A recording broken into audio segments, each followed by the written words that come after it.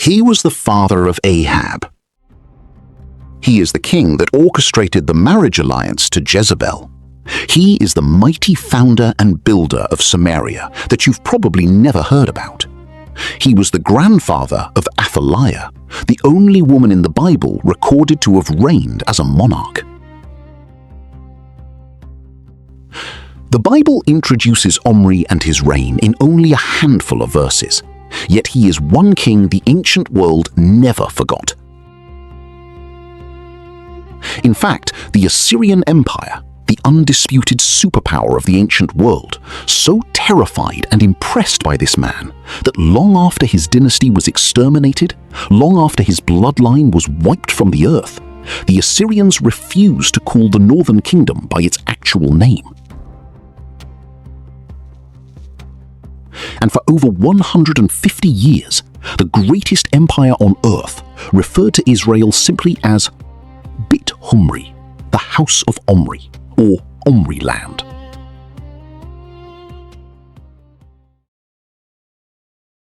You've heard of the Good Samaritan. You've heard about the Samaritan woman at the well. Sir, You have almost certainly heard the name Samaria.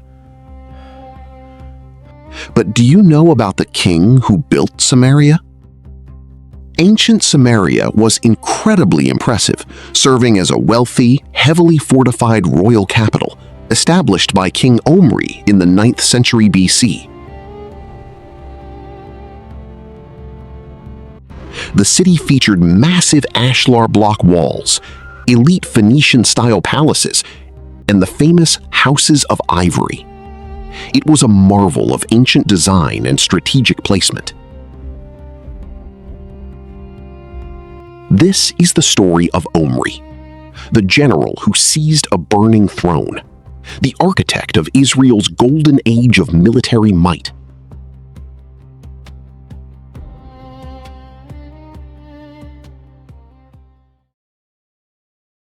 When archaeologists began unearthing the sands of the Middle East, they found a massive story regarding Omri.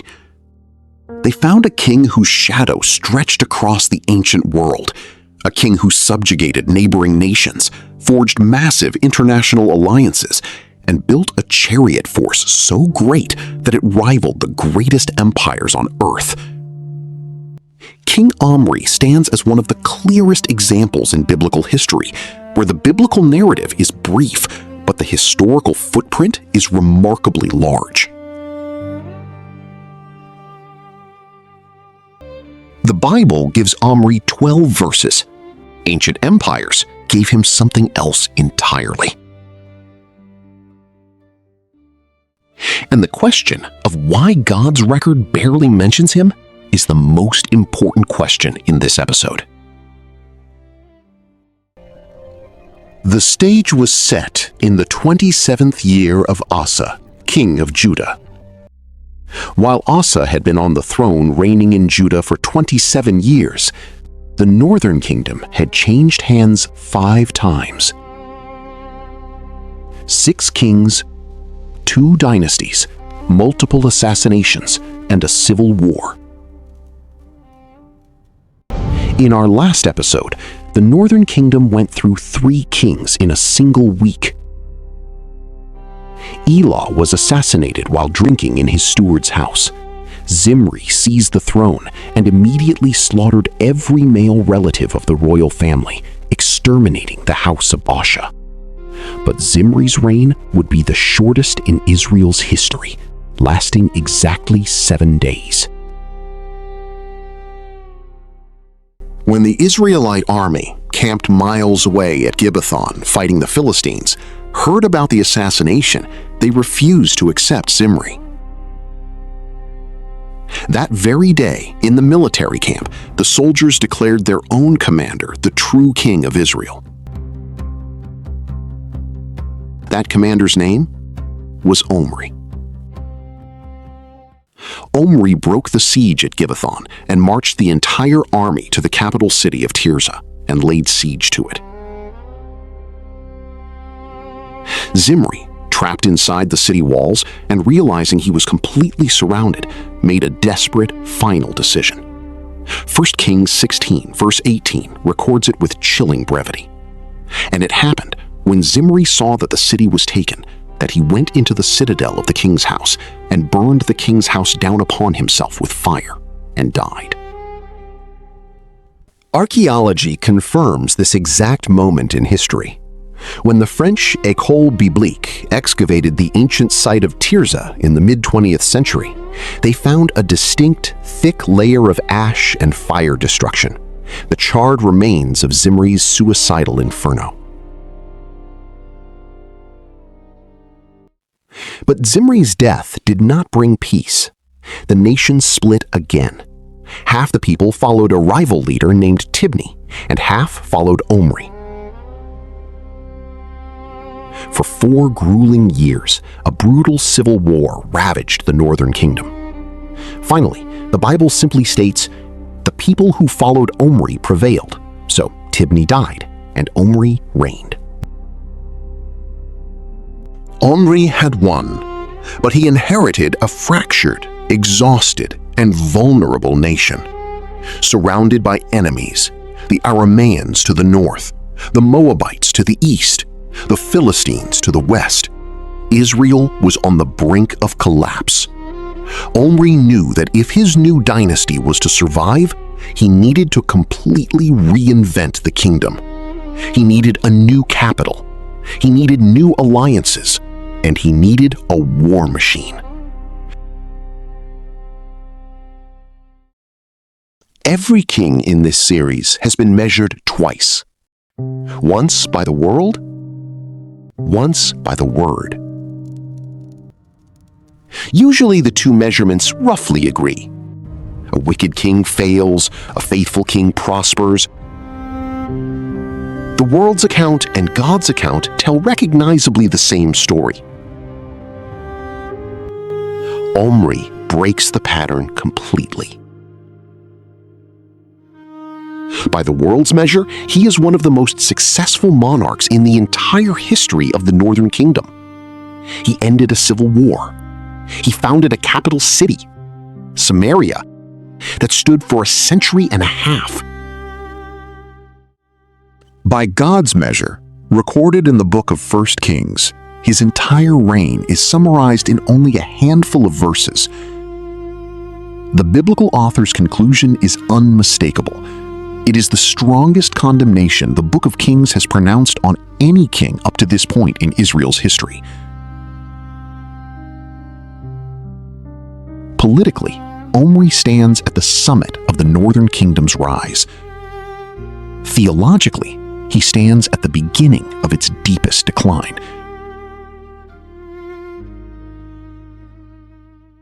The most successful king politically so far, and the most condemned. How can both be true at once? That is a question this episode exists to answer, and the answer will follow this series all the way to the fall of the Northern Kingdom. For the first 6 years of his reign, Omri ruled from Tirzah, the capital his predecessors had used. Then, he walked away from all of it. Archaeologists have actually found the foundations of an unfinished palace there, beautifully cut stones abandoned mid-construction. Why was it abandoned? Because Omri found a better option. The text says, "He bought the hill of Samaria from Shemer for 2 talents of silver, and he fortified the hill and called the name of the city that he built Samaria, after the name of Shemer, the owner of the hill."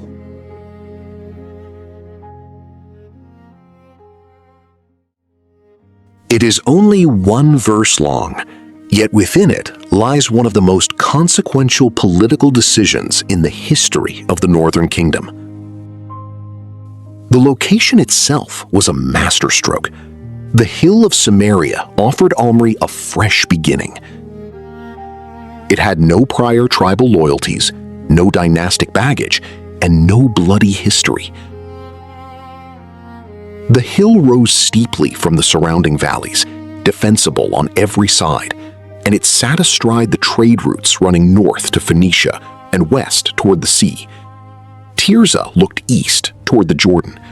Samaria looked outward toward the Mediterranean world, toward commerce and toward alliances. Excavations have revealed that the summit was extensively engineered. Builders cut into the bedrock of the mountain, creating an artificial cliff around the summit, strengthening the hill's natural defenses. Upon this foundation, they built a massive fortress of finely cut ashlar masonry, perfectly rectangular stones laid in interlocking patterns, a style of construction associated with major royal projects across the Levant and often linked with Phoenician craftsmanship. Phoenician craftsmanship. Hold that detail. It is not just an architectural footnote. It is a clue to the alliance Omri was building, and to the price Israel would pay for it. Beginning in 1908, archaeologists from Harvard University began excavating the summit of Samaria. Their discoveries closely matched the biblical account, a royal compound from exactly this period, with a palace that ranks among the largest Iron Age structures ever found in the region. And Samaria was just the beginning. The Omride Dynasty launched one of the most extensive building programs in Israel's history since the days of Solomon. In the fertile Jezreel Valley, the Omrides constructed a massive military base. Excavated in the 1990s, the Jezreel fortress sprawled across an astonishing 11 acres, protected by a formidable 20-foot-deep rock-cut moat. Scholars view it as a vital military and administrative center, perfectly positioned to support Israel's expanding chariot forces. At Megiddo, one of the most famous archaeological sites in the world, often known by its Greek name, Armageddon, excavators have uncovered evidence of major 9th century construction. Massive stable complexes capable of housing over 450 chariot horses, a monumental 6-chambered gate, and a sophisticated underground water system. Megiddo sat at the junction of the Via Maris, the ancient highway connecting Egypt to Mesopotamia. Whoever controlled Megiddo controlled international trade. And Omri controlled Megiddo. Omri was not merely building monuments, he was building a state. And the city Omri built on that purchased hill would remain the capital of the northern kingdom for the next 150 years.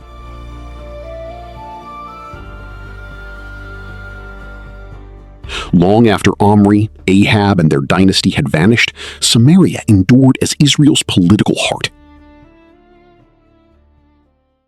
Until 722 BC, when the Assyrian Empire finally captured the city and brought the northern kingdom to an end.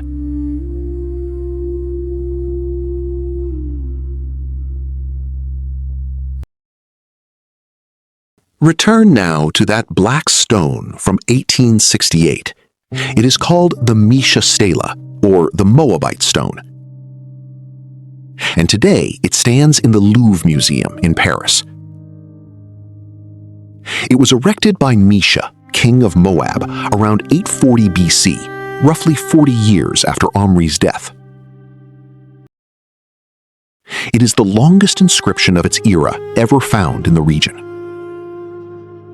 It is also the earliest object outside the Bible to name a king of Israel. Mesha carved it to celebrate his nation's liberation, and to explain what Moab had been liberated from, he wrote this: Omri, king of Israel, oppressed Moab for many days, for Chemosh was angry with his land. And his son succeeded him, and he too said, I will oppress Moab. Mesha describes Omri oppressing Moab many days because Chemosh, Moab's god, was angry. Omri and his son after him held the land for about 40 years until Mesha reclaimed it. An enemy king in his own handwriting, confirming the biblical era conflict and confirming Israel's dominance. You do not build a monument announcing your freedom from a shadow unless the shadow was enormous. Omri had dominated Moab so completely that Moab's national story was defined by escaping him. The Moabite stone is only the beginning of the external record. In 1846, in the ruins of the Assyrian capital at Nimrud, archaeologists uncovered a four-sided black monument, now known as the Black Obelisk of Shalmaneser III. It stands today in the British Museum. Carved into its panels are 5 conquered rulers bringing tribute to the Assyrian king, and one of them is a king of Israel, bowing with his face to the ground. It is the earliest surviving image of any Israelite in history. The inscription above the bowing figure reads, "The tribute of Jehu, son of Omri, silver, gold, a golden bowl, a golden vase, golden tumblers, golden buckets, tin, a staff for a king, and spears." Jehu, son of Omri. If you have followed this series, you know exactly how wrong that is. You watched it happen. Jehu was not Omri's son. Jehu was the man who annihilated Omri's dynasty, who killed Omri's grandson, who ordered Jezebel thrown from the window, who wiped the house of Omri from the earth. And the Assyrians still called him son of Omri. Because to the Assyrian Empire, that phrase did not mean ancestry, it meant address. Israel, in Assyrian records, was Bit-Humri, the house of Omri. The country itself carried his name. Its rulers, whoever they were, however they got the throne, were sons of Omri by definition, the way a man might be called a son of the land he ruled. And that name did not fade. It appears in Assyrian inscriptions through the entire 8th century BC. Around 732 BC, more than 140 years after Omri's death, the Assyrian king Tiglath-Pileser III invaded Israel and recorded his conquest of what his scribes still called OMRI-LAND. Think about the span of that.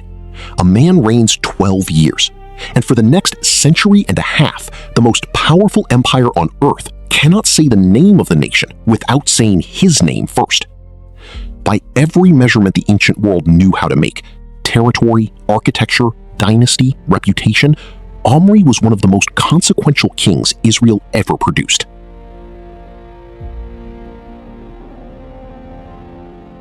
Now let us read what God's record says about the same man. Omri did what was evil in the sight of the Lord, and did more evil than all who were before him. For he walked in all the way of Jeroboam, the son of Nebat, and in the sins that he made Israel to sin, provoking the Lord, the God of Israel, to anger by their idols. Now, the rest of the acts of Omri that he did, and the might that he showed, are they not written in the book of the Chronicles of the kings of Israel? And Omri slept with his fathers, and was buried in Samaria, and Ahab his son reigned in his place. That is all. That is the entire account. No description of the civil war he won, no account of the city he built, beyond the bare fact of its purchase. No mention of Moab, no mention of the conquests his enemies carved into stone, no discussion of the dynasty he established, or the diplomatic relationships that reshaped Israel's place in the ancient Near East. The omission is especially striking because the author tells us he had access to more information. Verse 27 says so explicitly. The rest of his acts and the might that he showed are written in another book. The author of Kings is not writing a history of political achievement. He is writing an answer to one question: did this man walk with the Lord?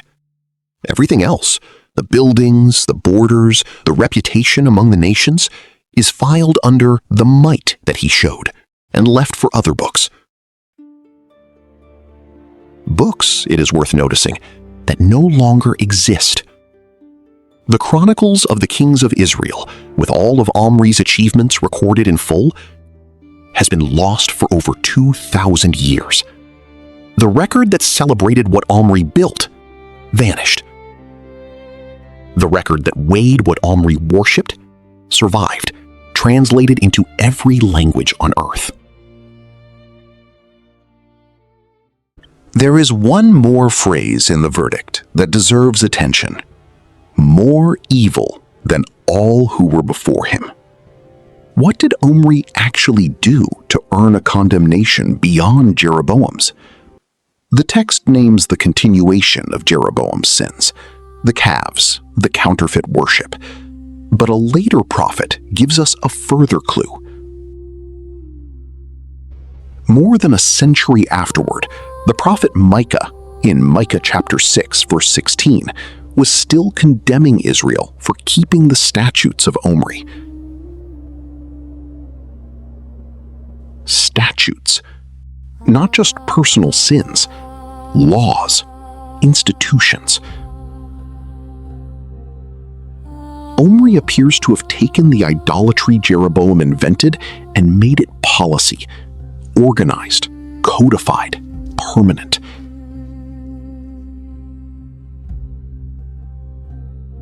Jeroboam built the counterfeit religion. Omri built the state around it. And there was one more decision, arguably the most catastrophic of his reign, that the 12 verses only reveal by its consequences. Remember the Phoenician stonemasons at Samaria? The craftsmen whose precision-cut ashlar walls, which still stand on that hill today. They were not just hired labor. They were evidence of a relationship, a growing alliance between Omri's Israel and the Phoenician city-states of the coast. Tyre and Sidon, the wealthiest maritime traders in the ancient world. For a landlocked hill kingdom, as Samaria was, Phoenicia meant access to sea trade, to luxury goods, to wealth on a scale Israel had never seen.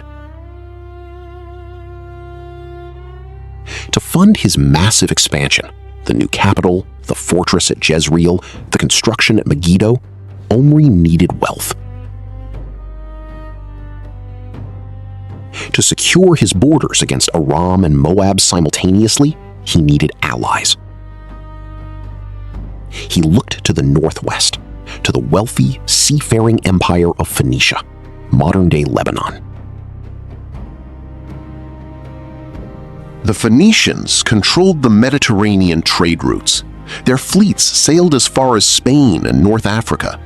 Their capital, Tyre, was the wealthiest merchant city of the ancient world, a center of purple dye, cedar timber, glass, and metalwork. An alliance with Phoenicia would give Israel access to international commerce it could never reach on its own. And in the ancient world, alliances of that magnitude were sealed in one way above all others: marriage.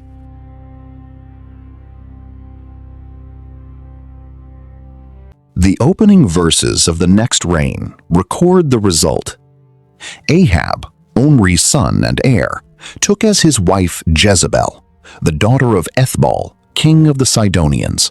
1 Kings chapter 16, verse 31. This was Omri's arrangement. Royal marriages were instruments of state, negotiated by kings, and this one bears every mark of Omri's strategic mind. Bind Israel to Phoenician wealth, secure the northern flank, guarantee the trade routes into the new capital he had built to face the sea. To understand the spiritual catastrophe this marriage would cause, we must look at Jezebel's father. His name was Ethbaal, The ancient historian Josephus, quoting earlier Phoenician records, tells us exactly who this man was. Ethbaal was not born a king. He was a priest, a high priest of the goddess Astarte, the Phoenician deity of fertility and war. He did not inherit the throne of Tyre. He assassinated the previous king and seized it by force.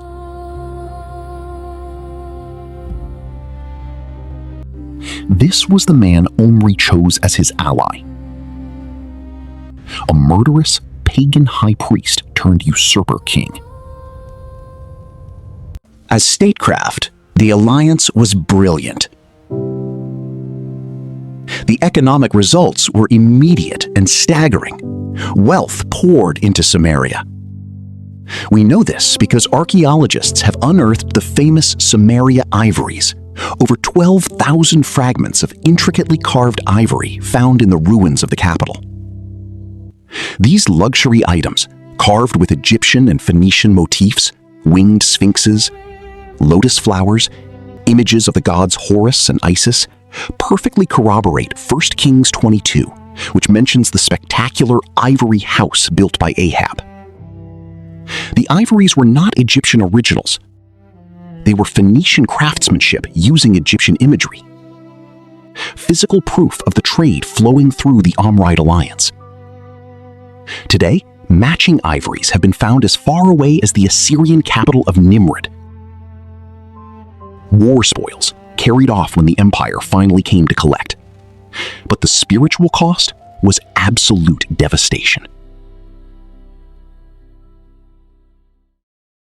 As theology, this was the single most destructive decision any northern king ever made. Because Jezebel did not come to Samaria alone. She came as a devoted servant of Baal, and she came with the full missionary zeal of her father's religion.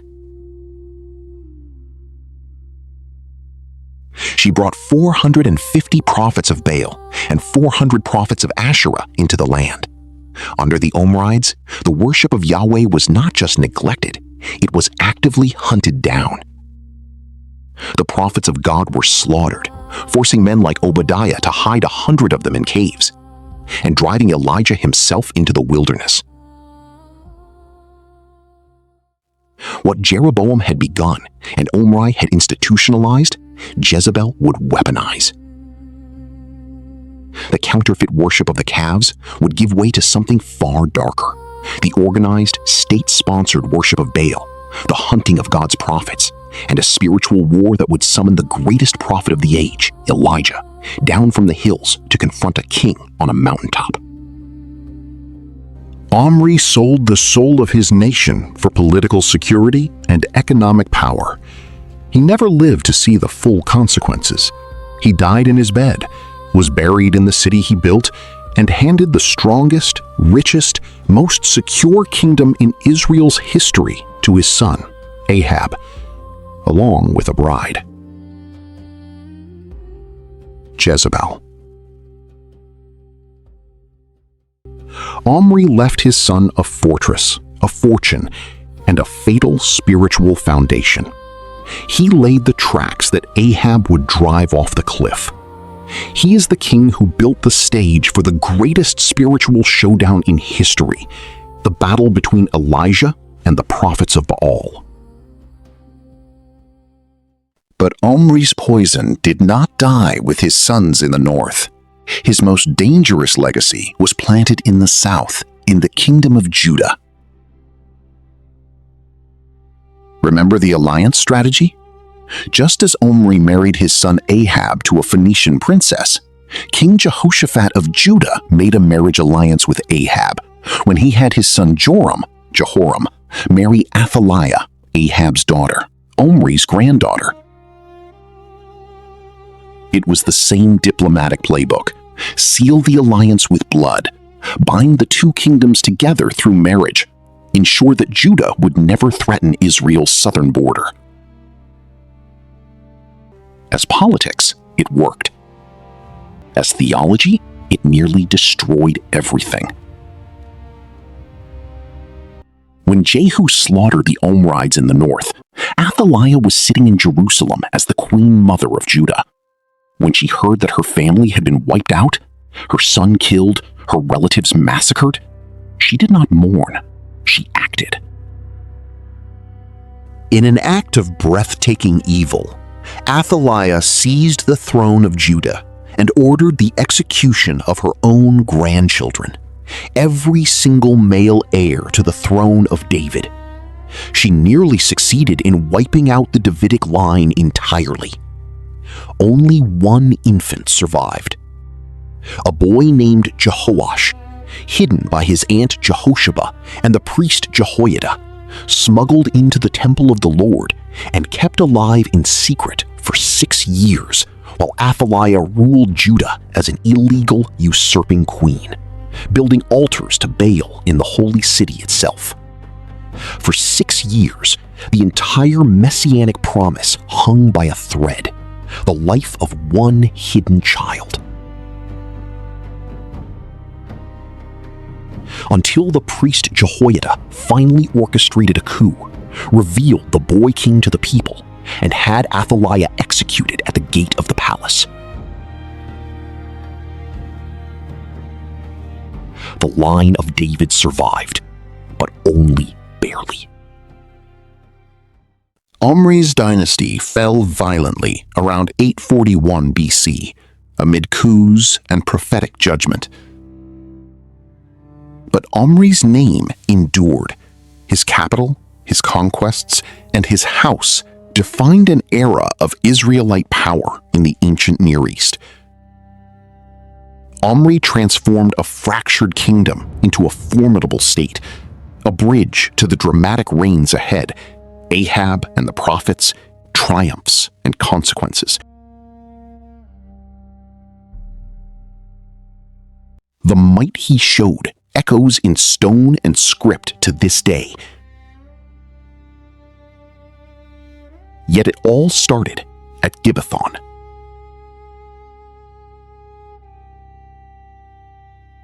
Omri forces a question that no other king in this series forces quite so sharply.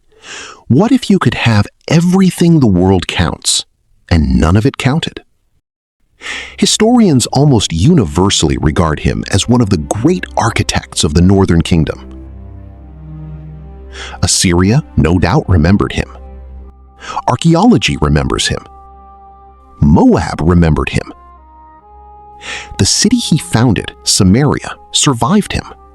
The dynasty he established shaped the next half-century of Israel's history. By almost every political measure available in the ancient world, Omri succeeded. Yet when the biblical historian comes to evaluate his reign, he shows almost no interest in any of it. No discussion of his military reforms, no celebration of his diplomacy, no admiration for his engineering, no praise for the city he built, no recognition of the kingdom he strengthened. Instead, one sentence: Omri did what was evil in the sight of the Lord. For a modern reader, that can feel almost unfair. We are accustomed to measuring leaders by different standards. We ask, did they strengthen the economy? Did they secure the borders? Did they build great cities? Did they leave the nation stronger than they found it? Those are reasonable questions. Ancient kings ask them too. In fact, almost every royal inscription discovered across the ancient Near East exists for precisely that purpose. Assyrian kings filled their monuments with accounts of victories. Egyptian pharaohs carved temples celebrating military campaigns. Moab's King Mesha raised a monument boasting of his triumphs. That was how kings wanted to be remembered. The Book of Kings, however, asks something else. It asks, What kind of worship did this king leave behind? Whom did he teach the nation to follow? Did his reign draw Israel toward the covenant or away from it? Omri passed every test history cared about. He failed the one test God recorded. In the entire books of Kings, every king is being measured.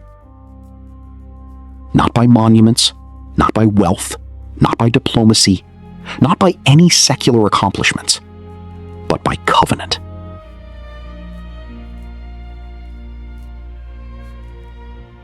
That means Omri becomes the perfect case study because he forces us to confront our assumptions about success. As modern viewers, we're almost instinctively impressed by what impressed Assyria. Cities, armies, alliances, influence. The Book of Kings quietly asks a different question. What if those things are not the final measure of life's success? If success were the measure, Omri would be the greatest king in this series. Every project succeeded. The Civil War won. The capital built so well that its walls outlasted the kingdom. The dynasty, the most stable the North ever had. The reputation, so vast that empires renamed the country after him. Yet the Book of Kings looks at all of it, knows all of it, tells us plainly that the records of his might exist, but spends its 12 verses on a different question entirely. What did he do with the worship of the living God? The answer: he took a counterfeit religion and gave it statutes. He made rebellion against God orderly, respectable, permanent. Here is the thing about the two records, the worlds and the words. It is not simply that they disagree. It is that one of them expired. Bit-Humri lasted exactly as long as the empire that used the name. When Assyria itself fell, the phrase died with it. And it took the modern rediscovery of buried stones for anyone to learn it had ever existed. The Chronicles of the Kings of Israel, the book that recorded Omri's might in full, is gone. The stones of Samaria are a ruin on a quiet hill. The 12 verses are still being read tonight on every continent on earth. The world's record of a man is written in stone, and stone erodes, shatters, and gets buried in the desert. God's record is written in a different register altogether, and Omri's 12 verses are a permanent testimony to what that register actually measures. This is the consequence in its most terrifying form. The Bible's brevity is its most brutal critique. The city Omri founded did not disappear with his dynasty. It outlived the northern kingdom itself. Centuries later, long after Assyria, Babylon, and Persia had come and gone, the region of Samaria would once again enter the biblical story, this time as the place where Jesus crossed one of history's deepest cultural divides. At a well in Samaria, in the land Omri purchased and built, the Messiah sat down with a Samaritan woman and offered living water. The city built by a king who rejected God became the ground where God himself came looking for the lost. Even Omri's geography was not beyond redemption. The world measures a king by what he builds. God measures a king by what he worships. Omri built a city that stood for 150 years, a dynasty that empires named the nation after, and yet walked past the living God every day to do it. Every record that celebrated him has been shattered, buried, or lost. The 12 verses that condemned him have never been out of print. That is the ledger of Omri.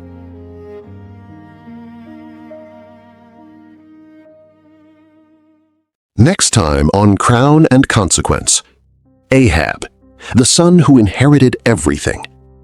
The king who did more to provoke the Lord than all the kings of Israel who were before him. For 3 years under his reign, it will not rain. A prophet will stand on a mountain against 450 prophets of Baal, and fire will fall from heaven in front of an entire nation. The most dangerous chapter in the Northern Kingdom's history is about to begin, and it begins with a wedding. Subscribe so you don't miss it.